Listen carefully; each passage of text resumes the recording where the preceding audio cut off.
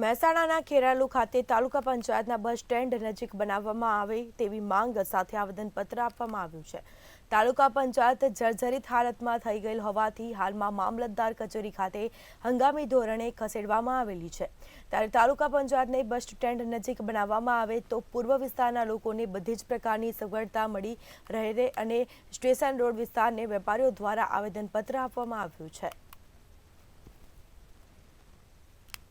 મકાન બિલકુલ જર્જરિત થઈ ગયું હતું અને એને ડિમોલેશન કરી નવું બનાવવાની જગ્યાની શોધખોળ ચાલતી હતી। એના બારામાં સરકારે તાલુકા પંચાયતની ખુદની જ આશરે 10 વીઘા જેવી જમીન ખેરાલુ બસ સ્ટેન્ડની બાજુમાં રેલવે સ્ટેશનની બાજુમાં છે, ત્યાં નક્કી કર્યું છે બનાવવાનું મકાન। અને સરકારે અભિનંદન આપું છું કે સરકારે ત્યાં ફાઇનલ પણ કર્યું છે, પણ એવું જાણવા મળ્યું છે કે કોઈ એની જગ્યા બદલાવાના પ્રયત્નો થઈ રહ્યા છે। તો મારું એવું કહેવું છે જગ્યા બદલાય નહીં અને જે તાલુકા પંચાયતની જે જગ્યા છે ત્યાં જ મકાન બને, જો સરકારે મંજૂર કર્યું છે એ જ જગ્યાએ બને, એવી અમારા બધા આખા ખેરાલુના નગરજનો અને તાલુકાની પ્રજાની આવી માગણી છે।